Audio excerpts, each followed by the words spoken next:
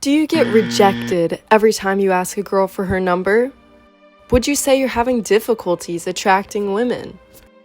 Well, I sure am not, but this is the unfortunate reality for many guys. Florent Ramey, the founder of a premier matchmaking service called Edwidge International, describes how dating in 2025 presents unique challenges for men, from navigating online platforms to meeting heightened expectations. These unique challenges can cause men to reach for articles like How to Attract Women by Mark Manson. This is a self-help article that responds to the issue of men not being able to attract women. The piece's main purpose is to alleviate the loneliness of single guys by teaching them how to attract women. This is incredibly important because research from Ad Council Edge found that a lack of deeper relationships may manifest in mental health issues like anxiety, depression, adjustment disorder, chronic stress, insomnia, and even cognitive decline later in life.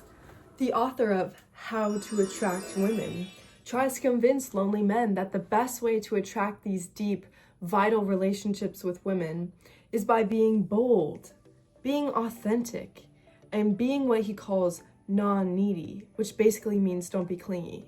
The article's target audience is, as the author says himself, quote, a couple of regular guys like you and me. But I'm not a regular guy. I'm a girl, and in fact, I already have a boyfriend, so I don't need any advice on attracting anyone. The fact that I'm not a part of Manson's target audience is exactly why I chose this article. And although I initially dismissed Mark Manson's article, How to Attract Women, as oversimplified and untrustworthy, exploring its rhetorical strategies and intended audience helps me to understand why his conversational tone, use of metaphors, and appeals to credibility might resonate well with his target audience of romantically inexperienced men. Understanding why these rhetorical strategies were ineffective for me highlighted the distance between my position as a woman and his intended audience, especially in how we perceive credibility on the topic of attracting women. The first rhetorical strategy I want to highlight is the informal, conversational tone of this article. The author speaks directly to the audience in this piece, using personal pronouns and words like us and we. For example, Manson says, it can be a bit more complicated and hard for us to decipher what makes them feel attracted to us. By using the word us, Manson invites the reader to see themselves as part of a collective audience and therefore feel more connected to the article. Also, writing in a conversational tone allows Manson to speak to his audience man to man.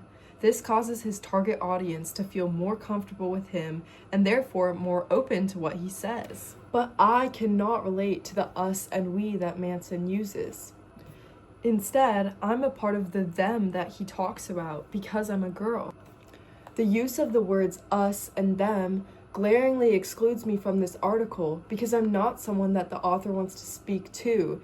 Instead, I'm someone he speaks about. And because I don't feel like the author is speaking to me, I'm less likely to be concerned with or convinced by what the author says. Alright, so we touched on the conversational tone of this piece, but now I want to talk about how the author uses metaphors to enhance his target audience's engagement. At the start of the article, Manson recalls a failed pickup line, saying the woman looked up at me and there was a moment of silence between us so awkward you could have stabbed me in the groin and I wouldn't have noticed. This metaphor captures the intensity of his embarrassment by using a universally painful experience for men.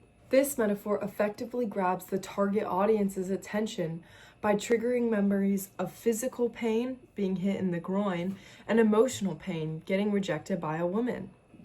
This works great for the target audience who likely have unsuccessful histories attracting women, and that causes them to have painful memories under both of these categories. However, this metaphor doesn't work well on me because getting hit in the groin isn't as painful for women, and I've never been rejected. This means I'm not nearly as emotionally affected as the target audience because I don't have these emotionally charged memories that they would. This metaphor is intended to capture the reader's attention, but I remain uninterested and emotionally unaffected after reading it.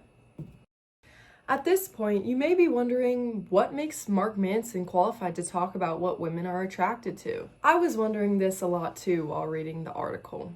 So let's examine what Manson does to appeal to credibility and trust with his readers. As mentioned earlier, Manson opens the article with an awkward encounter to establish that he understands the reader. He knows what failing to attract women feels like. Additionally, according to the HuffPost, out of 80% of men that go to their friends for romantic advice, 55% go to male friends, but only 25% go to female friends. Which means men are more likely to ask for advice from other men. So as a fellow man with shared experiences, Manson is likely to be more trustworthy and relatable to his target audience. Next, Manson establishes credibility by explaining that he was able to attract many women in the past. He says that he was dead broke, living on his friend's couch, and still attracted a significant number of older women.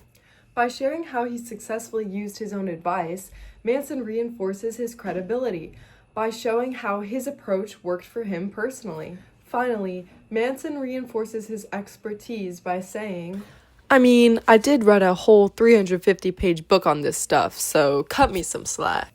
By saying this, Manson increases his credibility to the target audience, who would assume that because Manson wrote a book on this stuff, he's an expert who can be trusted. These appeals to credibility may work well on his target audience, but not on me.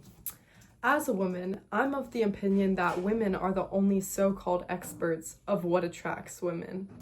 The fact that the author is a man immediately makes his advice on attracting women feel less credible to me. This is very different from how the target audience would react because, as I mentioned previously, men are more likely to go to other men for relationship advice, and so they wouldn't be highly skeptical of Manson's advice just because he is a man. Manson's second attempt to establish credibility by vaguely stating how he attracted a significant number of older women also does not convince me he is credible.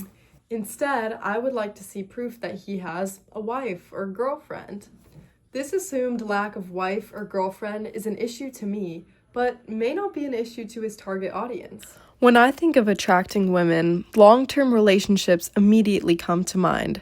However, his target audience of single men may be looking to attract women for casual hookups. These possible differences in mindset highlight the distance between me and his target audience. Finally, his whole, "I wrote a book, so cut me some slack," is not cutting it for me. Throughout my education, I learned that the most credible sources are the ones that cite multiple other credible authors. Manson may have written a book, but it could just be 350 pages of nonsense. In comparison, Manson's target audience probably wouldn't be so skeptical of Manson's lack of other sources because they are just looking for some quick tips to pick up chicks and not heavily analyzing where the author got his information. In summary, the conversational tone, use of metaphors, and appeals to credibility in Mark Manson's article, How to Attract Women, are highly effective and engaging for the target audience of men hoping to learn how to attract more women. However, these same strategies did not have the same effect on me because I'm a woman, I'm in a long-term relationship, and I read the article with a much more skeptical mindset than the target audience would have. Thanks for watching and have a great day.